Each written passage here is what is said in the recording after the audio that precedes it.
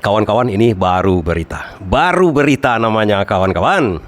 Donald Bebek si kucing kurap ni hampir stroke, nyaris stroke. Kenapa?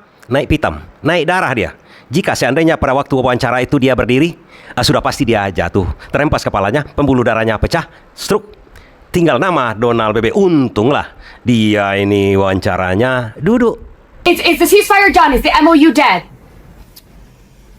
It's a very interesting question. To me, I think it's over. I don't want to deal with them anymore. They're scum. You know what scum is? They're scum. They're sick people. They're led by sick people. And they're vicious, violent people. And if they had a nuclear weapon, they'd use it. As far as I'm concerned, it's over. Kawan-kawan yang tahu bahasa Inggris, kalau Donald Trump mengatakan bahwa Iran itu scam, model scam itu udah brutal sekali. Itu boleh kita katakan kalau kita menjelekkan si Donald Bebek kucing kurap ini lebih parah daripada itu. Banjingan katanya Iran ini. Kenapa Donald Bebek ini sangat marah kepada Iran? The Wall Street Journal melaporkan ketegangan di Selat Hormuz dimulai sejak Minggu 5 Juli 2026 melalui pesan radio ancaman dari militer Iran. Puncaknya terjadi pada Senin 6 Juli 2026 malam saat Menlu AS Marco Rubio dan Menteri Pertahanan Pete Hegseth menemui Trump. Mereka melaporkan Iran telah meluncurkan serangan mendadak menggunakan rudal anti kapal dan drone ke jalur kapal komersial. Serangan itu berhasil mengenai 3 kapal dagang dalam beberapa jam, termasuk sebuah kapal tanker gas alam cair milik negara Qatar. Mendengar laporan itu, Trump langsung membatalkan perjanjian damai sementara. Padahal, kesepakatan gencatan senjata itu baru saja ditandatangani oleh kedua negara pada 17 Juni 2026 di Perancis. Nah, yang membuat naik darah si Donald Bebek ini satu, kawan-kawan. Selama ini yang melanggar perjanjian itu siapa? Dia, si Donald Bebek ini yang melanggar perjanjian. Kali ini Iran. Kenapa Iran? Karena memang ada 3 kapal yang disuruh. Kata Donald Bebek ini kan, lewat sajalah Selat Hormuz itu. Tanpa permisi pun pada Iran tidak masalah itu katanya. Karena kita kan dalam perjanjian damai. Nah, lewatlah kapal Qatar, lewatlah kapal Arab, begitu kan. Dirudal oleh Iran. Hancur, laporlah. Siapa ini Menteri Perangnya kan. Diserang tuh 3 kapal yang telah diizinkan oleh Donald Bebek. Di sini sebenarnya tersinggung dia. Selama ini dia yang melanggar perjanjian. Kali ini dia dikerja Iran. Tidak peduli Iran mau melanggar perjanjian apa, perjanjian lontong pecal. Di sini letak dipermalukannya Donald Bebek. Lebih apa namanya ya? Lebih kacau mentalnya dibuatnya. Sehingga kalau wawancara seperti itu, apalagi pertanyaan dari jurnalis ini kayaknya membodohi dia. Kok orang bodoh Donald Bebek kalau kita pandai bahasa Inggris kan? Kok bodoh Iran? Kan itu yang membuat dia nyaris stroke.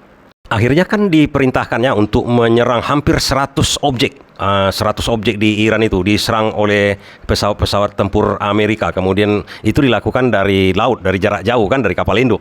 Ada 80 atau 100 buah lokasi yang ditembak oleh si Donald Bebek ini. Panah buah di Donald Bebek ini lah kan.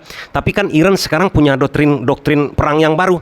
Kalau selama ini, kalau diserang Iran, Iran akan membalas juga 1. Nah, sekarang Iran diserang 1, dia harus membalas 2. Kenapa harus 2? Karena persediaan rudal dan drone-nya sudah mencukupi. Malahan menurut berita yang santer sekarang ini, produksi drone-nya ini besar-besaran Iran sekarang. Drone dengan rudalnya besar-besaran. Karena memang produksi dia di dalam tanah, sehingga tidak terdeteksi.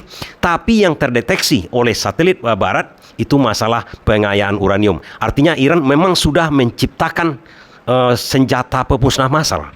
Karena kegiatan di tempat pengayaan uranium itu sudah dilakukan kembali oleh Iran sejak pemakaman Ali Khamenei ini.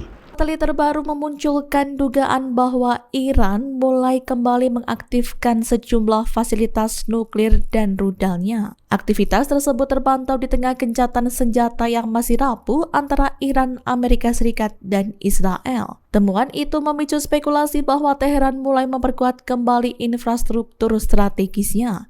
Salah satu lokasi yang menjadi sorotan adalah fasilitas nuklir Parchin. Perbandingan citra satelit terbaru menunjukkan adanya aktivitas perbaikan di kawasan tersebut. Lokasi itu sebelumnya mengalami kerusakan akibat serangan bom penghancur bunker saat konflik berlangsung. Parchin selama ini menjadi perhatian sejumlah negara barat.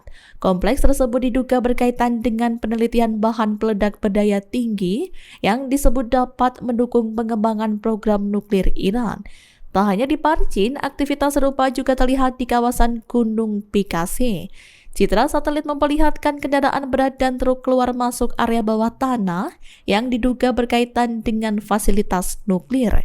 Aktivitas konstruksi juga terpantau di sejumlah lokasi yang diduga menjadi fasilitas rudal Iran. Hingga kini belum dipastikan apakah pekerjaan tersebut hanya untuk memperbaiki kerusakan akibat perang atau bagian dari pembangunan baru.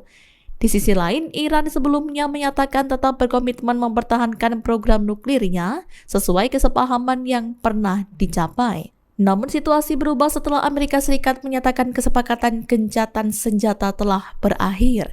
Sejak saat itu, ketegangan kembali meningkat dengan aksi saling serang antara kedua negara. Kemunculan aktivitas baru di fasilitas strategis Iran pun diperkirakan akan kembali menjadi perhatian dunia. Dan ini lagi yang membuat Donald BB ini panik. Selama ini Rusia dan Cina kan di belakang layar saja. Namun saat ini Cina sudah terang-terangan. Bahkan bisa jadi Cina akan terjun bersama Iran menghabisi Donald BB dan si Netanyahu. Menurut laporan, Cina diduga ikut memantau pergerakan militer Amerika Serikat di Timur Tengah. Beijing disebut mengerahkan kapal intelijen untuk membuntuti kapal induk USS Abraham Lincoln di sekitar kawasan Iran. Tak hanya itu, Cina juga diklaim memanfaatkan jaringan satelit untuk melacak pergerakan aset militer Amerika Serikat secara real-time. Informasi tersebut kemudian disebut diteruskan kepada Iran sebagai bahan intelijen untuk memantau target-target militer Amerika Serikat. Selain Cina, Rusia juga diklaim memberikan informasi mengenai pergerakan sejumlah aset militer Amerika Serikat. Laporan itu menyebut dukungan intelijen dari Beijing dan Moskow membuat Iran lebih mudah memantau aktivitas militer Washington. Bahkan Iran disebut belum memiliki kemampuan melacak aset militer Amerika Serikat secara real-time tanpa bantuan pihak lain. Karena itu, keberhasilan sejumlah serangan Iran diklaim tidak hanya bergantung pada kemampuan militernya sendiri, namun juga diduga dipengaruhi oleh dukungan informasi dari Cina dan Rusia. Dan banyak pengamat di Amerika dan Eropa juga mengatakan bahwa pembalasan Trump karena kapal dagang yang 3 itu milik Qatar, Arab dan lain yang diserang oleh Iran itu kemudian dibalaskan oleh Donald Trump dengan 80 titik serangan ke Iran itu adalah sebuah tindakan yang bodoh dan salah kaprah. Mengenai alasan konflik ini, peneliti senior Abbas Aslani menjelaskan kepada Al Jazeera bahwa AS telah salah membaca keadaan. AS dinilai keliru mengira sikap tenang Iran selama perundingan sebagai tanda kelemahan. Kenapa salah kaprah dan salah duga Donald BB dikatakan oleh para pengamat itu? Karena Iran saat ini dalam kondisi yang betul-betul fit, kondisi yang betul-betul prima dari segi persenjataan. Malahan, kata pengamat tersebut, sebaiknya Donald BB tahan diri. Karena ini kalau sempatlah diserang kembali Iran untuk pembalasan hal tersebut, ini minyak dunia bisa langsung naik lagi. Akibat ketidakpastian keamanan di jalur laut ini, harga minyak mentah dunia langsung mengalami kenaikan sebesar 6% dalam waktu singkat. Karena udah dipastikan Iran akan tutup lagi Selat Hormuz. Ini berakibat minyak akan naik. Kemudian kalau sempat terus eskalasinya akan berlangsung, Iran akan tutup Selat Bab al-Mandeb yang dekat Yaman itu karena dikuasai oleh Houthi. Houthi itu adalah proksi Iran di sana. Itu akan pasti dilakukan Iran. Nah, sekarang pembalasan Iran kan sebenarnya ke pangkalan-pangkalan Amerika. Dia diserang 80 titik, dia atau 100 titik, dia akan balaskan 200. Itu janji Iran. Janji seperti itu dipercayai dunia dan buktinya sudah ada. Dan kalau itu tidak ada lagi pangkalan Amerika di situ, kemudian Iran masih diserang dari laut, dari kapal induk itu yang ditarget oleh Iran. Dan kalau kapal induk itu tidak sesuai dengan jumlah serangan, misalnya serangan kepada Iran dari kapal-kapal induk, dari kapal Amerika, dari pesawat-pesawat Amerika, misalnya ada 50 titik kan, sementara kapal induk itu 1 titik, kapal-kapal sergap, kapal-kapal cepat yang lainnya mungkin 5 titik. Apa lagi yang dilakukan oleh Iran? Kemana lagi? Sementara Washington belum terjangkau sama dia. Yang akan dilakukannya adalah menyerang kerajaan-kerajaan di sekitar dia, elit-elit kerajaan, istana-istana kerajaan itu. Semua pusat-pusat bisnis Amerika yang ada di Uni Emirat Arab, hotel-hotel, semua akan dihabisi oleh Iran dengan bantuan satelit dari Rusia dan Cina. Itu sudah pasti. Kalau ditutup Selat Al-Mandeb, Bab Al-Mandeb itu bukan Artinya Timur Tengah terancam kelaparan karena Selat Al-Mandeb itu yang dekat Yaman itu kapal-kapal yang lewat di situ rata-rata membawa pasokan makanan untuk Timur Tengah karena Timur Tengah itu kekurangan pangan sebenarnya. Mereka impor terus pangan dan itu melalui Selat Bab Al-Mandeb. Dan yang lebih dipusingkan Trump sebenarnya ini masalah dia nanti mau pemilihan yang pertengahan waktu kan di Amerika itu kan ada pemilihan senator dan kongresnya di pertengahan periode mereka. Artinya begini kawan-kawan, periode kepemimpinan Trump ini kan 4 tahun. Kemudian senatnya kan juga 4 tahun. Tapi setelah 2 tahun ada lagi pemilihan senat dan kongres. Nah, kalau pemilihan senat dan kongres ini orang-orang yang berlawanan dengan Trump yang menang, bisa-bisa Trump akan di-impeach. Ini akan membingungkan Trump karena kongresnya tidak mengizinkan lagi tambahan biaya untuk perang dengan Iran ini. Harus di-stop nol. Sekarang Amerika meneruskan perang tersebut. Artinya sudah berlawanan dengan kongres dia. Bisa dipastikan Donald BB akan di-impeach karena dia sudah menyalahi peraturan dari kongresnya. Kira-kira seperti itu. Namun temannya si Donald BB ini, si Netanyahu itu kan menginginkan perang terus berlanjut. September ini di Israel ada pemilihan umum. Pemilihan untuk memilih Perdana Menterinya.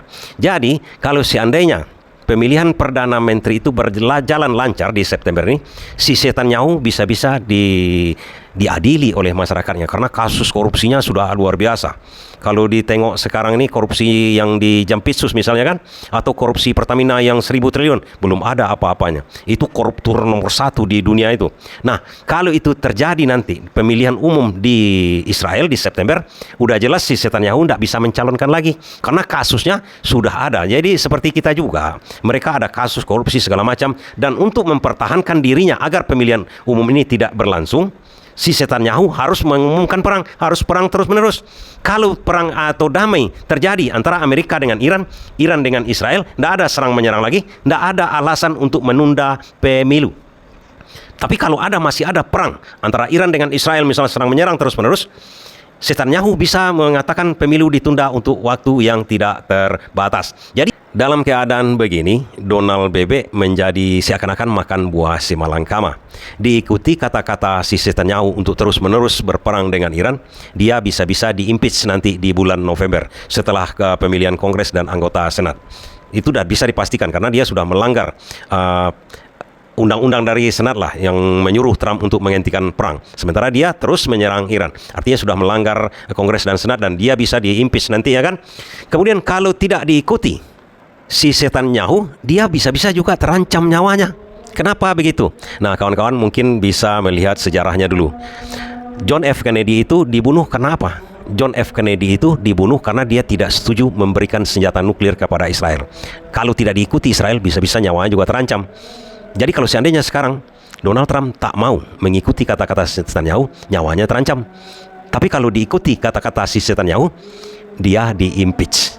Inilah yang membuat Donald BB ini menjadi panik. Mungkin stroke sebentar lagi. Dan ini diketahui oleh Iran. Makanya Iran hanya santai saja. Kalau aku diserang, aku balas. Kalau aku tidak diserang, kita damai-damai saja. Katanya, untuk sementara, kata Iran, sambil saya persiapkan senjata pemusnah massal untuk menghabiskan kalian dari muka bumi ini. Itu kira-kira, kawan-kawan.